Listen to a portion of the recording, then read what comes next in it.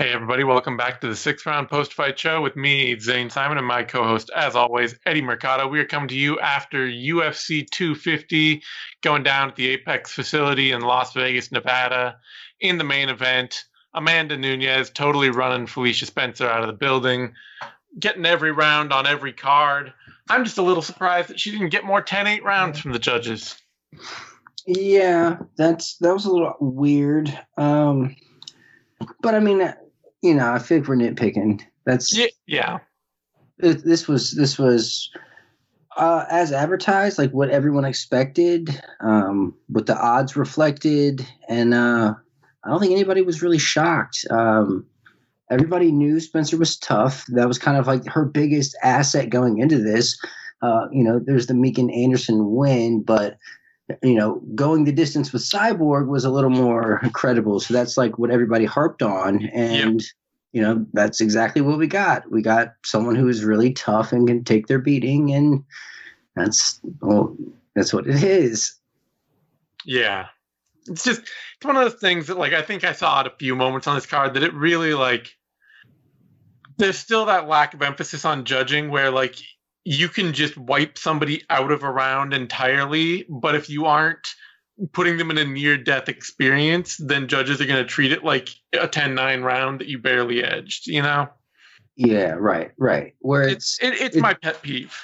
Yeah, I understand. Like, if you have 0 moments, you should get an 8. If the other person is pressing the action as much as Nunes was. Yeah, like if you are just getting out grappled, outstruck, outworked, outfought on every single level to the point that it's clearly not competitive even a little. You're getting dominated. Yeah, you're getting dominated. So what if you're not getting hurt that bad?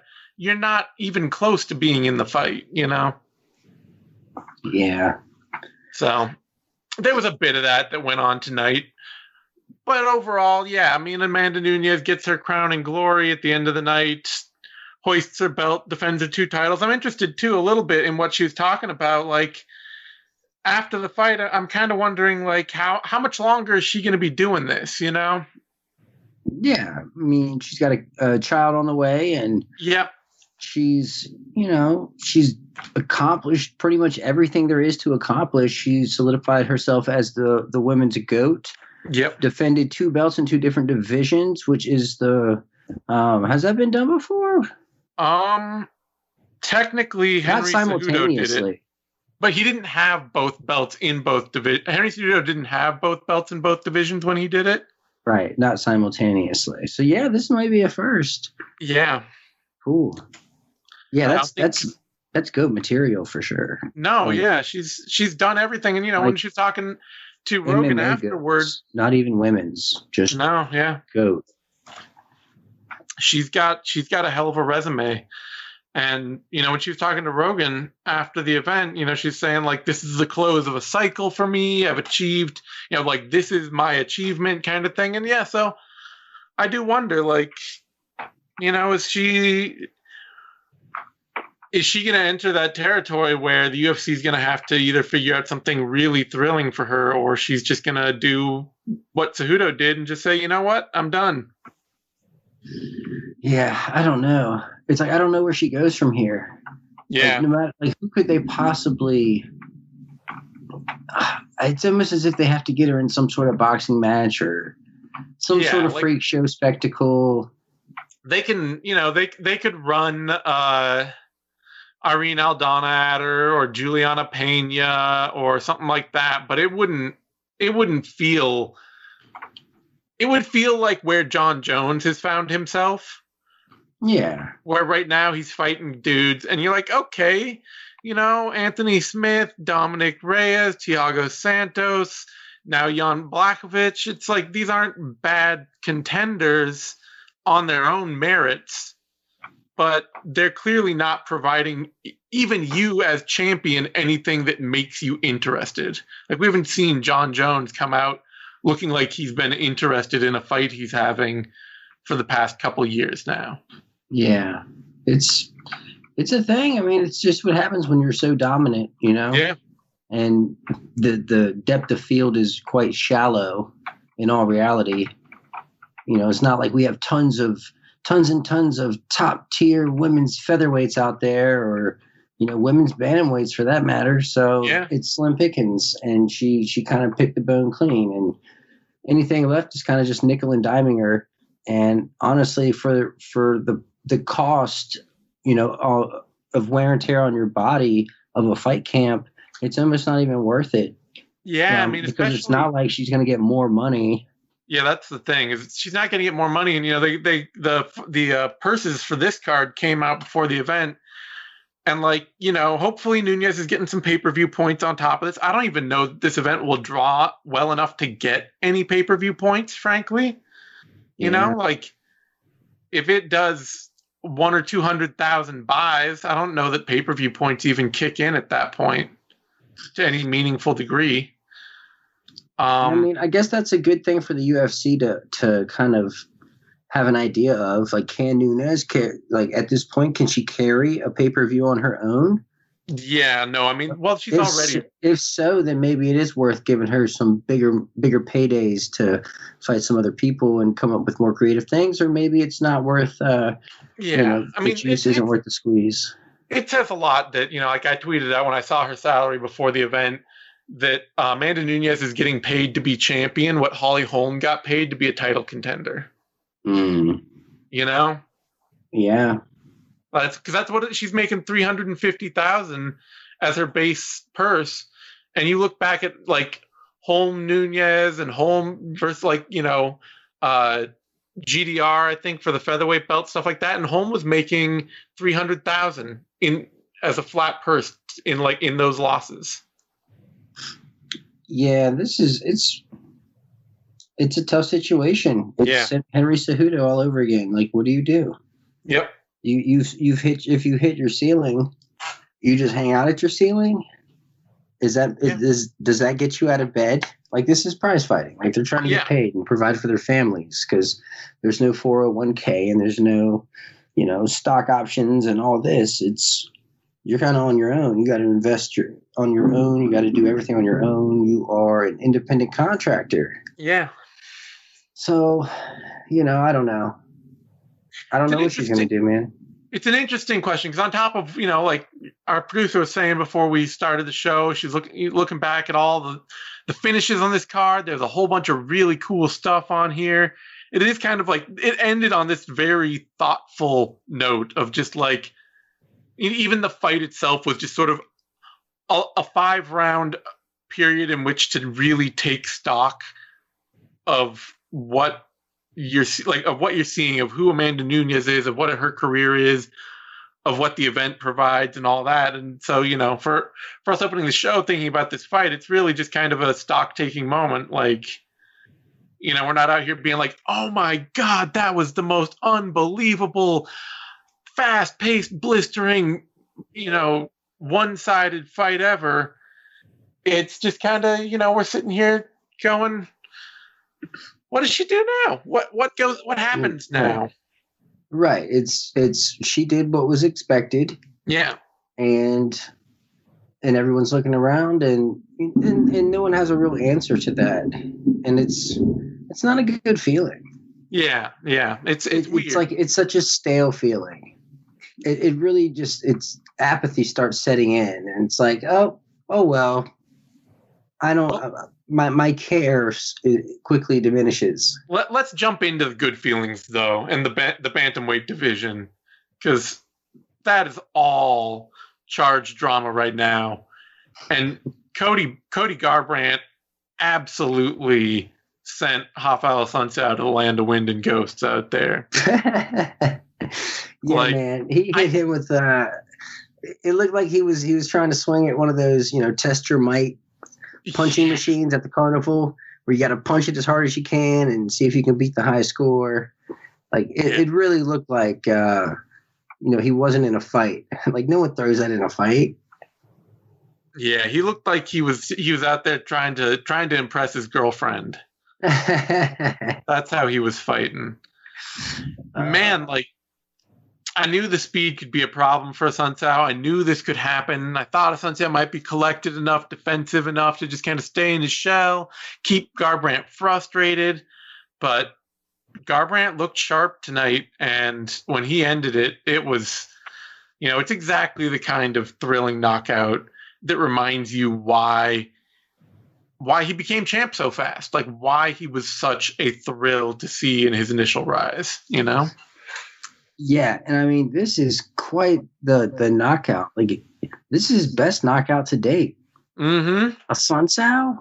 Yeah. Who's knocking out Assunção? Like, that's not something that really happens often. You got to go all the way back to what? 2011. Yeah. That's forever ago. It is. I mean, and it's even crazy that he was in the UFC way back then. Yeah. So this was insane, man. This is the definition of a haymaker. This is a schoolyard punch. This was like a fastball pitch. Like, he wound up, he threw it, and he just transferred every bit of weight and momentum and energy he had into this one motion, and it just right time, man, right at the buzzer at that. That's some scary stuff right there. Yeah. And I mean, the thing is that even for like as big a wind up, as wild a shot as it is, it did not, it's not like you see so many guys throwing the big, wild, looping shot from their hip where you can just, you can tell they just bit down and decided they're going to throw that punch and they got really lucky that it landed.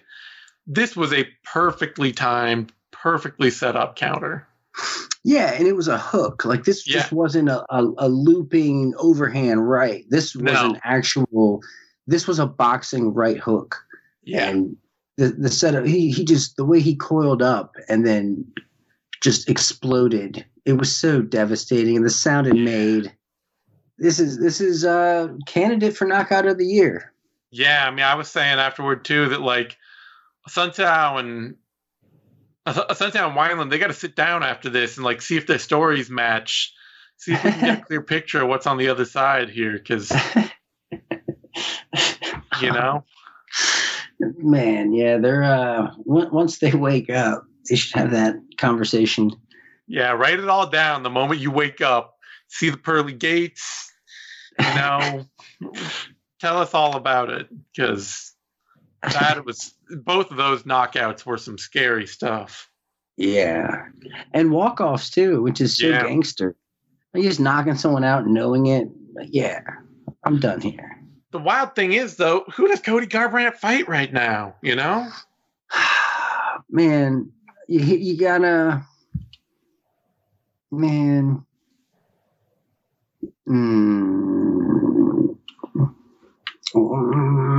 I don't know. Marlon Moraes? Yeah, I mean, I kind of want to see Sandhagen fight Moraes, but Garbrandt versus Moraes, either of those fights would be amazing. My only other thought is, honestly, that he should just fight the loser of Jan versus Aldo, because I would absolutely love to see Cody Garbrandt fight either Peter Yan or Jose Aldo. I mean, he could fight Aljo. Yeah, that's such a disservice to Aljo, but he could. But such is the UFC, and such is Aljo. I also saw some people talking about you could do Garbrandt versus O'Malley. Yeah, I think O'Malley tweeted something out. Oh, he tweeted out decent. Yeah. It's like, that was a lot more than decent, but yeah. I mean, that would be a huge out there. That would be a huge push for O'Malley. That would be that's such a dangerous fight for Garbrandt to take. Yeah, it's one of those, like, it's a really dangerous fight to book in general, because a kid like O'Malley, there's clearly a future for him as a title contender. And if you rush him in too deep, too fast, you risk doing what the UFC's done to a lot of their really bright prospects that they get super invested in, which is blow them out before they get to be contenders, Right. But so it's a big risk for O'Malley. He could win it, or he could get knocked way out. And then for Garbrandt, it is all downside. Like, it is purely you are an opportunity to be this kid's stepping stone. Yeah, that's basically it. And that's the wrong trajectory that Garbrandt wants to go. He wants to go back towards the belt, not the gatekeeper role, keeping people from the title. You know what the cruel matchup would be, but you know he would take it. You know both men would take it. Who, Dillashaw? Dominic Cruz. Oh, man. You know Garbrandt would fight Dominic Cruz again, and you know Cruz would jump at the chance to fight Cody Garbrandt. I don't even want to see that again, though. I know, but like it was cool that he stunned on him and everything. Yeah. But I'm good. I just know though that like that fight could absolutely be made with zero effort. I mean, I feel like any Garbrandt fight can be made with zero effort because it's so easy to get under his skin. It's true. And that's why O'Malley's playing this smart, just tweeting out decent and going that route. And that's a good look. That's the correct way to go about getting a fight with Garbrandt. You have to have an altercation and some footage backstage to promote the fight, and then you're there. Hell of a win for Cody Garbrandt. That brings us, though, to Aljamain Sterling. And, man, he was not playing with Cory Sandhagen for even a moment. No, he treated Sandhagen like a prospect. Yeah. He said, I'm a contender. You're a prospect. Now I'm going to come out. I'm going to be aggressive, get in your face, put it on you, take your back, and I'm going to strangle you. And the second you tap out, I'm going to let go. But then you're going to go unconscious anyways, just because I need my title shot. I mean, the squeeze he had on Sandhagen's neck, that was brutal man. Stuff. Like he was going to pop his head off. Yeah.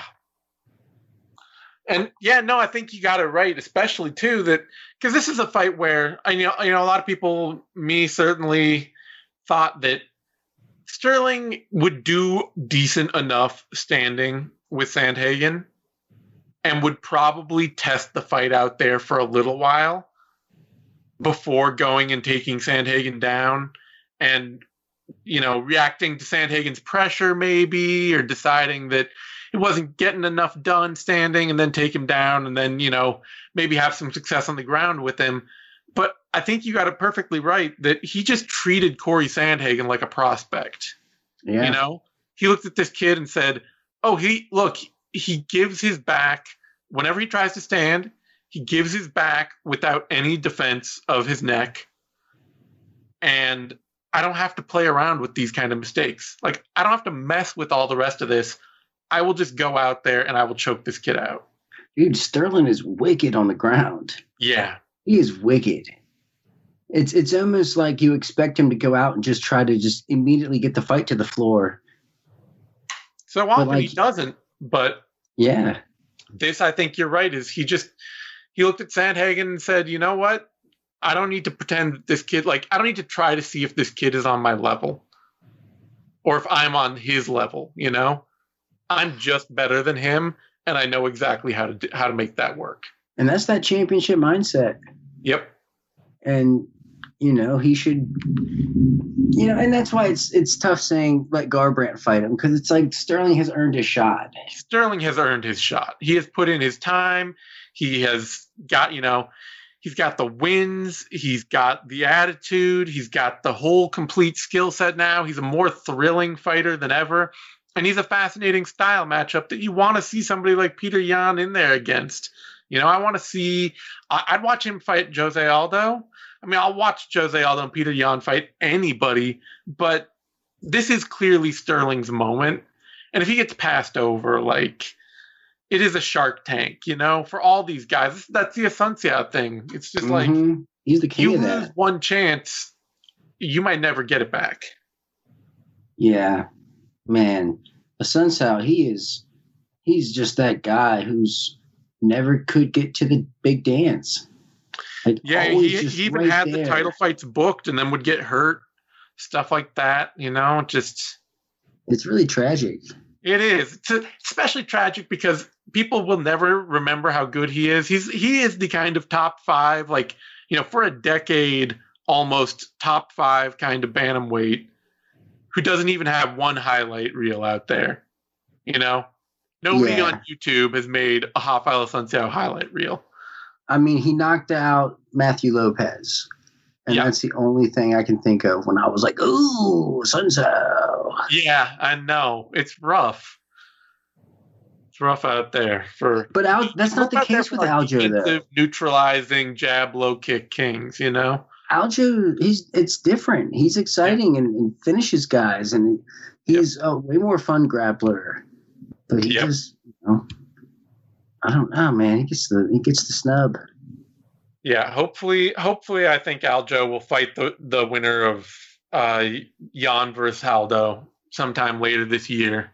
But I also did say before this going in that if Cody Garbrandt goes out and gets a spectacular knockout, there's a very good chance he just gets the next title shot.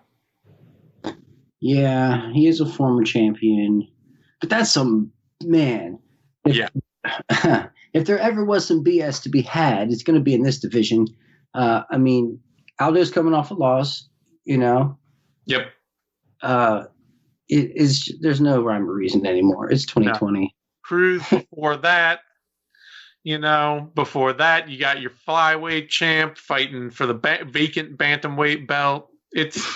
Bantamweight has been a division that is just constantly driven by what seems to be the weirdest fight the UFC can book at any given moment for the title.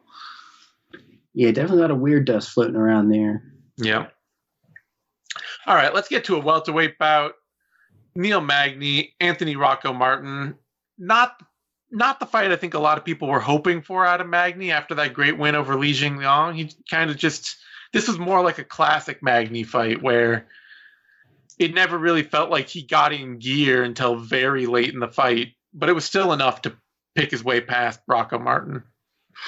Yeah, I think it was Rogan who said it best on the podcast that, or on the broadcast, that Magny should only be in 5-round fights. Yeah, he's just has that kind of style where he just builds and builds and builds and just runs out of time before he can really turn it up and drown people.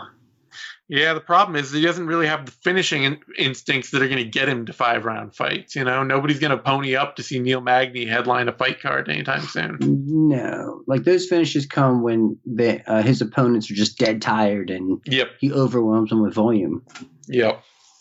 But decent fight though. I mean, Rocco was definitely game and really did well in the opening round, landing some good shots and rocked Magny there at the opening part of the second round. So he was really game, and this was a really close fight. It seemed a lot closer than the numbers. Yeah, that was the thing. I think that really had a lot to do with how little power Magny was putting behind his shots. Yeah. Like a lot of pawing jabs and little low kicks where like you're watching and you don't even think about counting that as a strike. And then suddenly the striking numbers come up and you see like Magny 2-1 over Martin. And you're like, that can't be right. Dude, I had Martin 2-1 here. I thought Martin took the first and he took the second. Yeah. His shots seemed more significant. And that to me matters more. I can understand it. But I see the strike count, and I was like, well, shoot, maybe how did I miss all those strikes that Magny was throwing? Like, what's going on with me? I start questioning myself. But even the commentary cage that on, not the DC and Rogan and all them are the best fight scorers in the world, but even they missed it, you know? They thought that Martin might have won the first 2 rounds. It's definitely weird. Yeah. It is. And that's another thing is like who's in charge of the strike count here? I think it's Fight Metric does it. They're the official UFC stats partner. They're now UFC stats, and so these days I think often they have like somebody on site doing the count, but I think right now it's just all being done remotely. I feel like that's such a hard thing to do. Yeah. Like how accurate is that, especially during a remote session? They tend to go back over the next couple days and like redo it to update. That's cool. So this is definitely one of the more weird fights where some strikes were just I didn't see them. They were on the strike count, but I didn't see him in the fight. So I understood why Rocco was a little disappointed. that he did, or shocked, I should say. He was surprised he didn't get the win. But seeing the numbers, I definitely understand why Magny got the win, especially with that dominant third round, which was borderline 10-8. Yeah. So. All right. Well, let's get now to our next other great bantamweight fight, and the aforementioned Sean O'Malley. And I thought this would be a great test for O'Malley. I thought Wineland's a kind of consistent power puncher, a long-time knockout artist at 135 pounds that O'Malley's never had to face that. O'Malley's classically been one of those guys where people watch him fight and they're like, yeah, but look how high he carries his chin, how low he carries his hands. This kid's going to get caught by something. He needed this test against that kind of power puncher to see if he's really as slick as he thinks he is, and man, is he as slick as he thinks he is. Oh, yeah, he passed with flying colors. Yeah. More colors than his hairdo. He had that Tekashi 6ix9ine thing going on. I just hope he's not snitching for USADA. That's right. Don't do it, O'Malley. Yeah. But yeah, man, this was a phenomenal, just one punch, walk off, knockout. And just the way it's very McGregor-esque, the way he delivers that power in that left hand. It was a left hand, wasn't it? No, it was a right. Right hand. Either way. He pumped the uppercut. Faked a little left hook, and then as he was faking the left hook, brought the right back over and just chambered a perfect right cross to the jaw that put Wineland clean out. I mean, it was one of those punches, like somebody mentioned, and I think it really was just the beauty of the shift to actually throw that little feinted left hook in there, is that, he off the faked right, he chambered the left back, and so he rechambered the right off of the fake left. So when he delivered that final right hand, even though it didn't look like he was bringing power behind it, he was rolling his body through the punches to just put an absolute crushing blow on Wineland. And, like the best knockouts, it was a punch that Wineland just absolutely did not see coming at all. Oh, it was beautiful. I mean, the technique was beautiful. The tactics were phenomenal. Feinting and getting Wineland to react and catching him with something he didn't even expect in the first place. A double feint across. That's high level stuff there. Yeah. Like Wineland got sniped. And he was really snoring. Did. He was snoring, man. This was a pretty bad knockout. He was out. He was unconscious for a while. Yeah. And he's old, man. He's been around for a long time. What's his age? He is 35, but that's a bantamweight, which, the later you get, the more age hits. And he was in the WEC. He's been fighting since, he's been fighting for 17 years now. Yeah, that's insane. That's quite a long career. Yep. He's had a couple of jaw breaks in there, a couple of very hard talks about retirement in there. And he hasn't been knocked out that many times in his career. This is only his second clean knockout. He got knocked out by Hanan. He got a TKO'd by Hanan Barao off a spinning back kick and punches, but it was pretty clear that he was just he was dazed, but it was a pretty arguable stoppage. It's only Johnny Eduardo and now Sean O'Malley who've ever really put him out. But this was way out. Yeah, and O'Malley's something special. Yeah. He's a sniper, man. He's got it. Garbrandt, he is just blindingly fast. And unlike Garbrandt, they're both tall. I think they're both pretty tall. I think O'Malley's much taller, actually. I see that. Now, Garbrandt looks tall because I assume he's taller than he is just because of how thin he is. But O'Malley's 5'11", and so not only is he incredibly fast, but he's got a 72-inch reach at bantamweight. He is rangy and wiry. That's 7 inches of reach on Cody Garbrandt. Speed kills. For somebody who has the same kind of speed as Garbrandt to have 7 more inches of reach to play with. Yeah, he's going to need to start talking reckless and get that Garbrandt fight. It's a great matchup for O'Malley. And just a honestly, it's a bad stylistic matchup, a bad tactical matchup, just a bad. It's lose-lose for Garbrandt.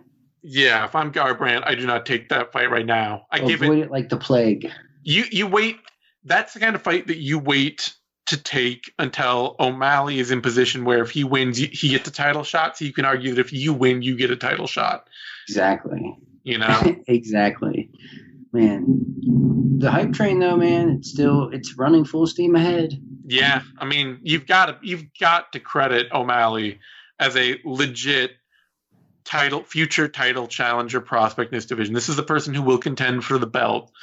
Whether he holds it or not is hard to say. This is, because then you're talking like you're talking about guys like Peter Yan and Aljamain Sterling and Cory Sandhagen and Song Yadong and like the other prospects in that class are super talented, but he's going to be right in that conversation all the way through. And for the haters and the doubters, it's time to jump on board. Yeah, and he's been talking about getting paid more money, so going out and doing this, putting on this kind of performance, I mean, it's hard to argue with him. Yeah, I know the UFC's not doing that much of the whole locker room bonus or anything anymore, but slip him the extra 50K, that'll make his whole push to have a contract renegotiation before his best fight or his next fight go just that little bit easier, Yeah, and happy with the UFC, promoting the UFC.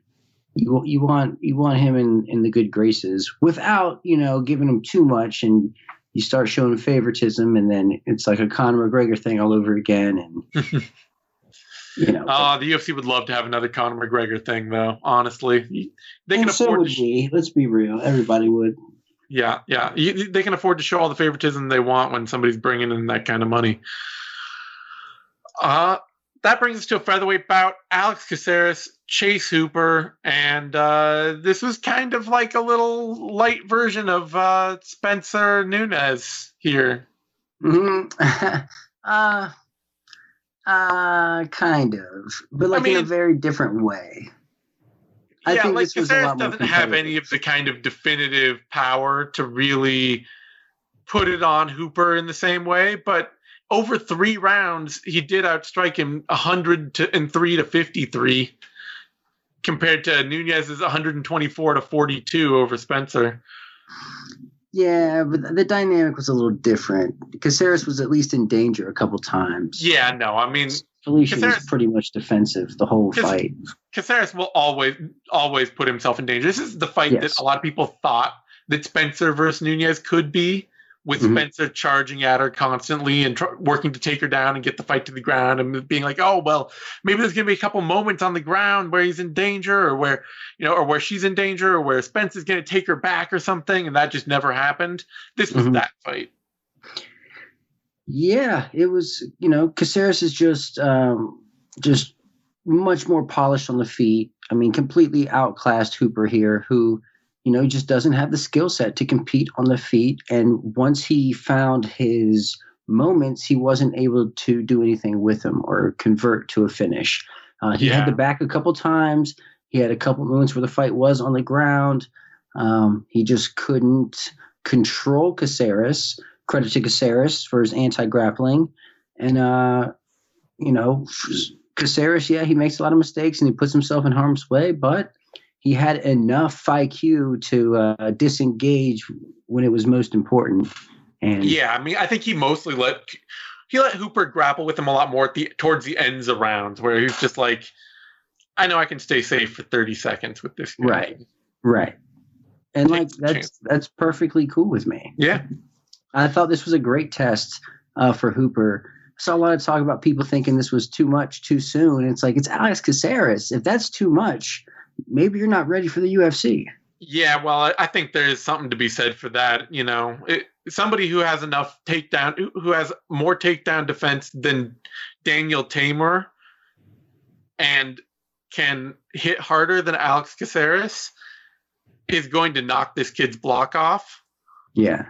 I do worry. Like, this is the thing I was talking about with, like, some of these young prospects, these fun young fighters the UFC brings in, where it's just like, Hooper does not strike at a UFC level at all. No. And he acquitted himself well here because he's so tough and he's so determined to fight. But that's also the kind of fighting that could put him through serious damage. Well, like at an age when that's really not what your fighting career should be about, you know? Yeah, it could be like a Jordan Meehan kind of thing. Yeah, Jordan Meehan burns out before he ever develops into world-class talent. Exactly. I worry about that with some of these kids, you know? But that's why this is a great fight, though. You know, in my opinion, it's a great litmus test. It is. It's a test. He didn't come out of it too worse for wear. The question is now, does his management and does the UFC realize we gotta, let's slow this down a little further? Who can he fight that isn't going to just ruin this kid's career? Or maybe he shouldn't fight yet and should get some skills up. Yeah. And maybe increase the length in between fights. And, I wish there was a development program where they could pay fighters to just train and get better. Yeah, I mean, the thing is that, I think a lot of the philosophy behind, certainly the philosophy behind the UFC and a lot of philosophy behind a lot of fighters and trainers is fight all the time. The only way you get better is to fight all the time. So, I don't know that anybody will be pushing him to take more time off, unfortunately. But he needs, it's either take more time off or fight people that are a lot worse. But you can't really do that in the UFC. No, you really can't. Stuff. Shout out to the realness of Alex Caceres, though. Did you hear him on the mic afterward? And then, being like, yeah, I know what people think about me. I know how I look. I know I'm a gatekeeper. I know exactly why. Oh, yeah. He's trying to be better, though. Every day he knows. Yeah, he knows. He's humble. I mean, he's a real martial artist through and through. Yeah. I'm just saying, like, I give him legit credit for being that grounded to be like, look, I know why this fight was made and why I had to fight a guy like this, and I'm trying to do better than that. I love that. And I hope that motivates him, Yeah. And he showed up tonight. Yep. So good for Alex Caceres, who has had like all the UFC fights. Yep. That brings us to a middleweight bout. Ian Heinish, Gerald Meerschaert, and talk about your statement fights on this card. Ian Heinish making it absolutely clear that it was not just a fluky sort of entrance, beginner's luck that got him to being ranked right out of the gate in the UFC. He's a legit threat. Yeah, this was nuts, man. He came out on fire. Like, he was fluid on the feet, bouncing in and out with his footwork, being really smart, and then just connected with, one of the most textbook, like, this is a classic overhand right. Yep. And this is how you throw it. And just be super athletic with it. And, it was, you couldn't ask for a better right hand. And it just landed perfectly. And the follow-up ground strikes were just as vicious, and Meerschaert was pretty much dazed and confused and couldn't intelligently defend himself. And thankfully, the referee was there to wave off the fight before it got too crazy. Yeah, rough days for my man GM3. I like the run he's putting together. I like how much he's improved technically. His boxing's been getting sharper. He just seems like he's such a prospect killer, such a rough out for so many young fighters who don't have a completely collected game yet. But there's an athletic step missing, and this was exactly the kind of fight to expose that. Yeah, and it's middleweight too, where it's important, not as important as light heavyweight, but it really matters a lot. And this is the kind of fight that shows you that when you get that kind of gap in a matchup, things like this are going to happen. And it's great for fans in the sport. Sucks for GM3 here, who's a really cool dude. Sucks to see it happen to him, but Heinish is a great dude himself, so I couldn't be more happy for him. He's got an incredible story. If anyone's not familiar with it, go check it out. He really turned his life around, and it's really inspiring. So I couldn't be more happy for him. I believe, he did not get a performance bonus. Oh, that's tough. No, yeah. I get it, no though. fights tonight. Performance bonuses tonight went to Sean O'Malley because they had to. Cody Garbrandt because they had to. Yeah. Aljamain Sterling because they had to. And then Alex Perez, which I'm happy to see that. Like, that was pretty cool to see him get that leg kick TKO. Yeah. I'm surprised it resulted in a bonus on a night like tonight, but I'm also glad to see, some of the dudes fighting way down on the card get a little love in their pocketbook because, they're the ones who really need it. Yeah, it's someone, down on the prelims. It's in the flyweight division, which no one's ever heard of. Yeah. And it's a TKO by leg kicks, which the hardcore inside of me, just like, it warms my tiny dead heart. I'm just like, TKO by leg kicks. Oh, like, yeah, that's one of the best. It is. It's right there with, knee bars and technical submissions. Seeing what was it? Seeing Bryce Mitchell get that twister. Yeah, twister, submission to strikes, things like that. You're like, that's unique and rare. Yeah, little unicorns. All right, let's get to a bantamweight fight masquerading as a featherweight fight. Cody Stamann, Brian Kelleher. I felt a little bad for. I mean, it's hard not to feel bad for Stamann. The immense, intense emotional pressure he was fighting under with his brother passing away last week. But then, too, afterward, they're like, why don't you fight at 145 all the time? And he's got to be like, look at these T-Rex arms I got. I can't stay here. Yeah. What, he's going to fight O'Malley? Yeah. Well, they're in the same division. But oh yeah, what am I talking? He'd be fighting like Zabit. Yeah, it'd be fighting like Zabit or Holloway, Yeah. O'Malley is a legit featherweight fighting as a bantamweight, so that's its own kettle of fish. But I'm just so glad Stamann won because I didn't want to see another bereaved person take a beating. I'm done with that. Like, you got the UFC. If the UFC's got to stop sharing those stories, like, it's too much. It's such a losing proposition. Yeah, I mean, I don't even know. Like, that's one of those things. Like, it kind of hit everybody cold in the middle of this week when, like, suddenly an interview came out with him talking about it because I hadn't heard thing one about it when it happened, and then a week later he just sort of starts talking about it in an interview, and suddenly you're just like, oh man, this is a hell of a thing to have to fight under, Yeah, and it's that's his paycheck. He's gonna go get his paycheck, and you just saw the raw emotion pour out of him after he got that win, and just it was so cathartic for him, and just so much that he had to just bury and put to the side and not deal with while he had to focus on his job. Yeah. And it's such a vulnerable place to be. And for that to be, broadcasted to however many people tuned in that's a powerful thing there. I appreciate him sharing that with us. That's some wild stuff there. That's some real life, real emotion, real world. Like, that's meaningful stuff there. It's not just, I really wanted to win this fight. There's a meaningful story there. Yeah, so I'm real glad he picked up the win. Fight was otherwise solid, back and forth. Kelleher had his moments. Stamann kept it more controlled. Was able to just kind of outwork him, stay safe, land some takedowns when he needed them, keep this fight in his pocket. Yeah, it was a really strong win. He looked good, man.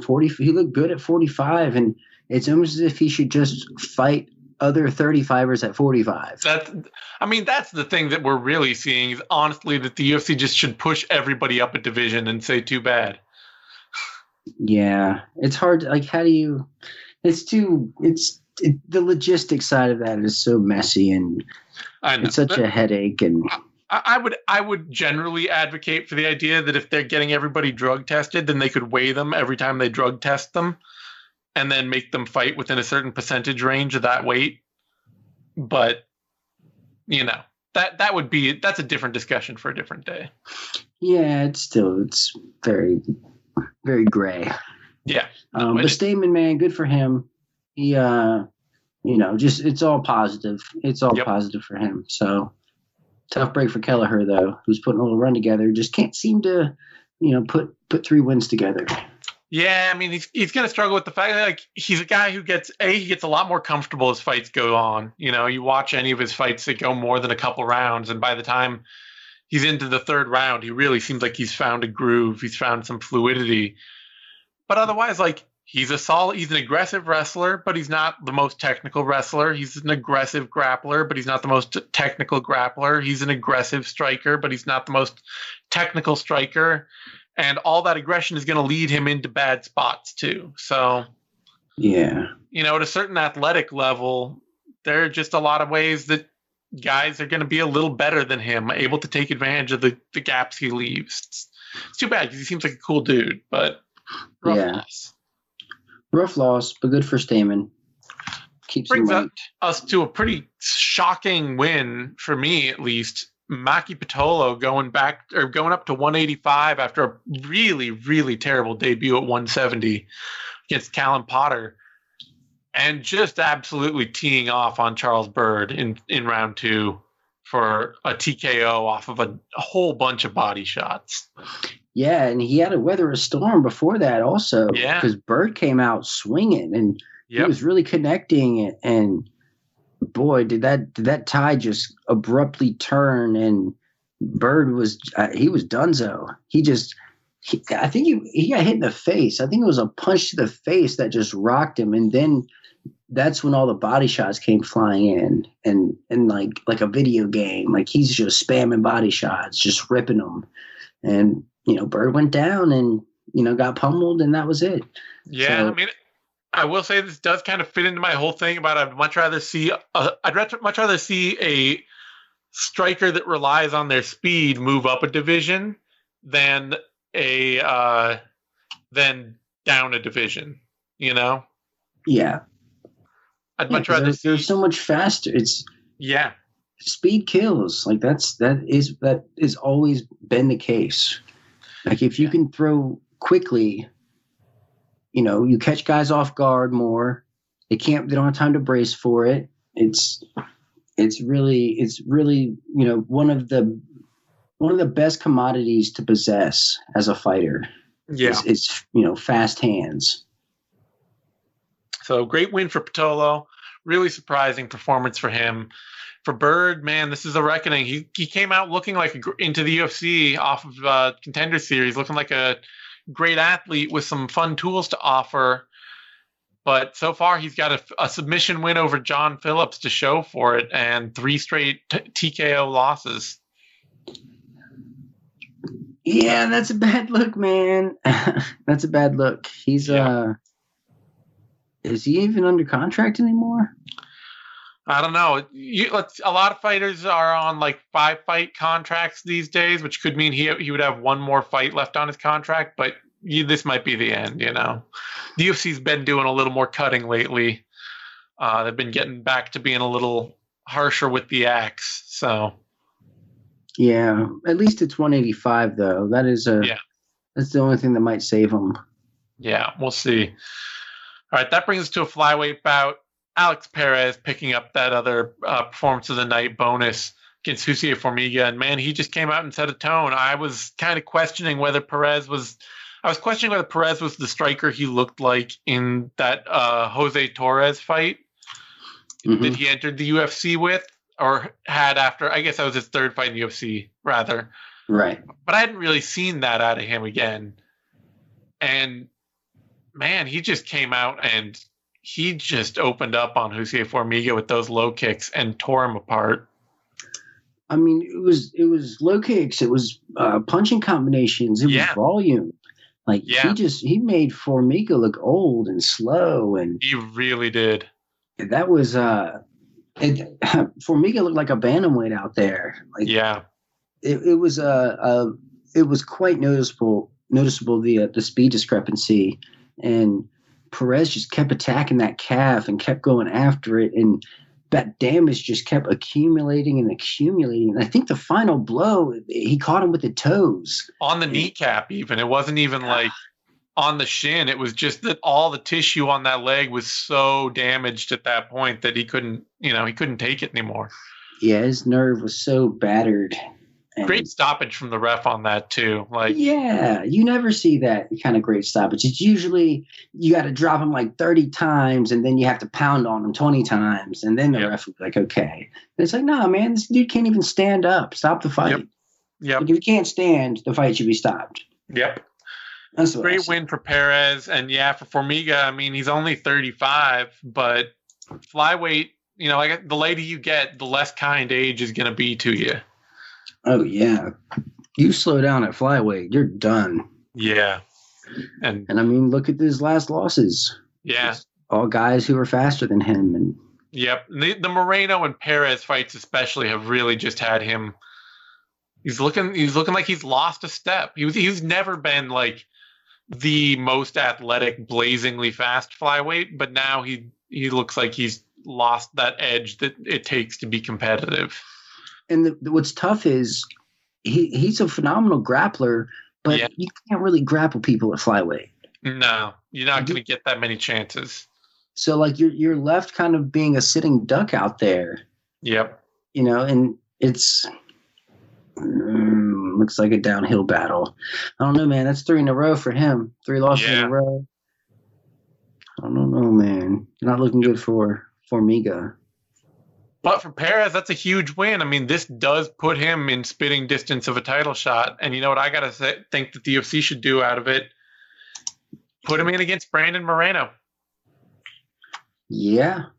Winner of that could be next for the winner of Benavidez versus Figueiredo. I like that. I'm with that. Or who's Pantoja fighting? Pantoja is fighting Askar Askarov. I feel like the winner of that might. Could be. But the thing is that Pantoja at least has already lost to Figueiredo. But Perez has already lost to Benavidez. So yeah, exactly.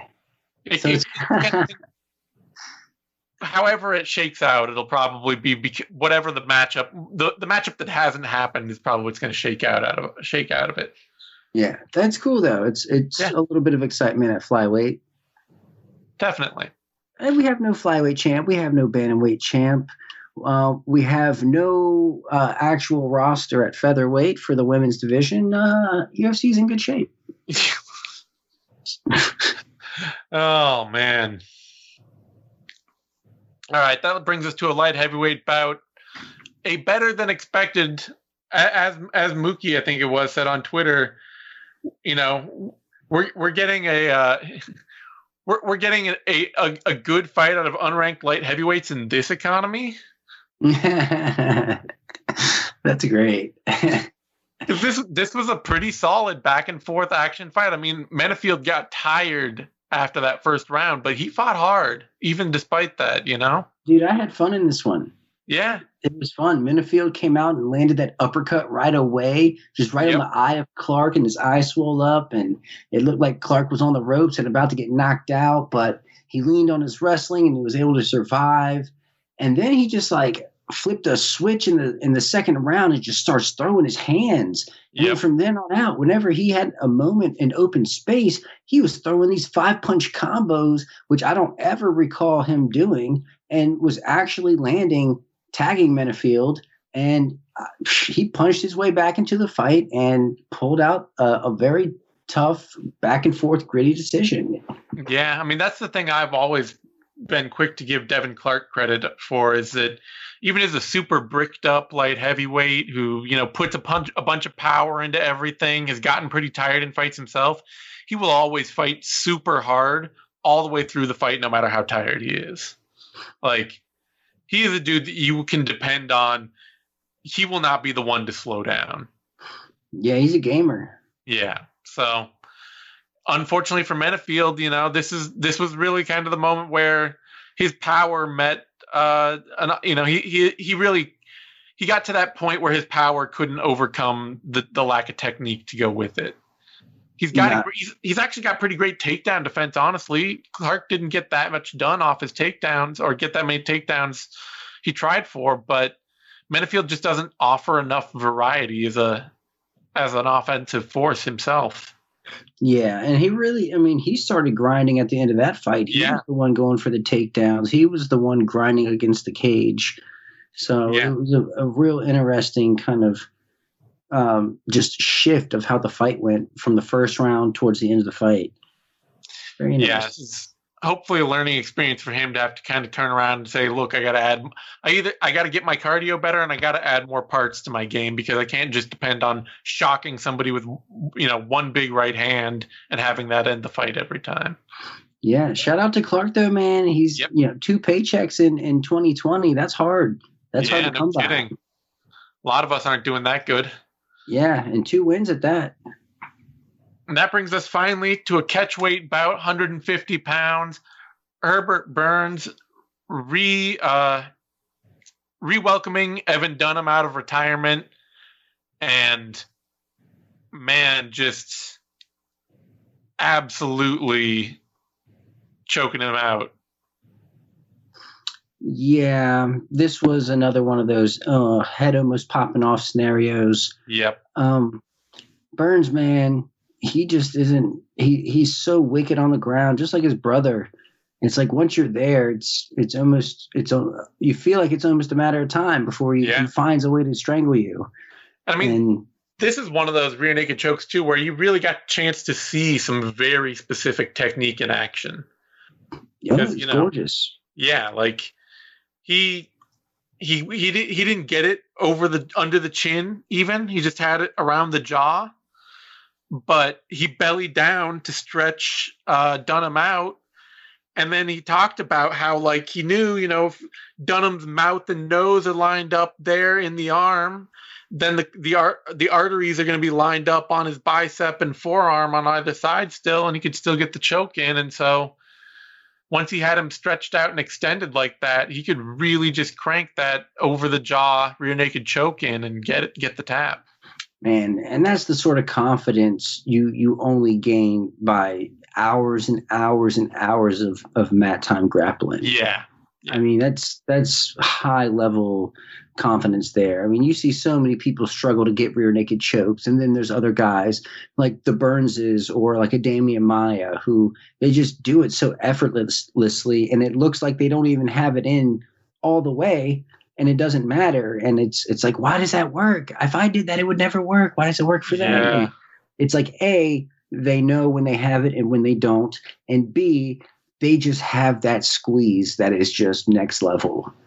You want them to like give anatomy lessons, Yeah, just really.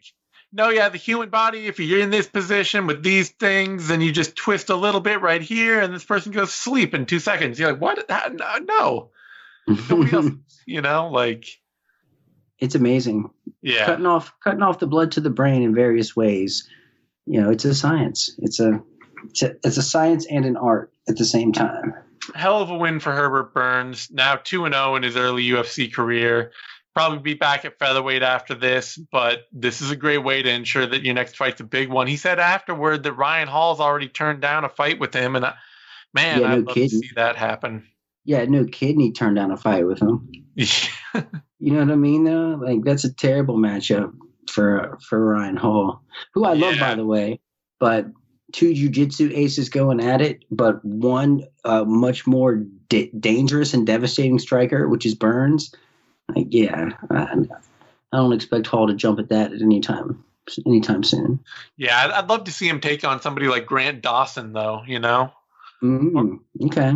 Or maybe, I know, unfortunately, I don't know how long he's going to be gone because he had a motorcycle accident that roughed him up a bit, but Movsar Evloev also would be a hell of a fun fight for somebody like Burns. So, yeah, the Burns brothers are for real, man. Yeah, hopefully they can make some cool bouts for him at 145 pounds because there's a lot of fun fights in there. Speaking of cool bouts and fun fights, this card was really great. Yeah, a lot of cool finishes here. That's what I'm saying. It's the top. We start out on this kind of like really thoughtful, ponderous note because Spencer versus Nunes was kind of, it was a food for thought fight. Yeah. But the rest of this card, a lot of bangers, you know? A lot of bangers with relevancy. Yeah, a lot of good times, a lot of relevancy shaken out of this. Lot to chew on in the next few weeks. We're going to see what kind of fights come out of this, what kind of negotiations, who just had that big hit of star power that they're going to try to take to the UFC at the negotiating table now. Sean O'Malley. Yeah, or going the other way, Anthony Rocco Martin. This was the last fight on his contract, and he didn't pull out the win. So, curious to see what the future holds. Yep. As a result of this card. Well, on that note, we're going to wrap it up. You can find me on Twitter at Zane Simon. You can find Eddie on Twitter at Eddie Mercado. And we will be back next week for UFC Fight Night, I versus Calvillo. So stay tuned.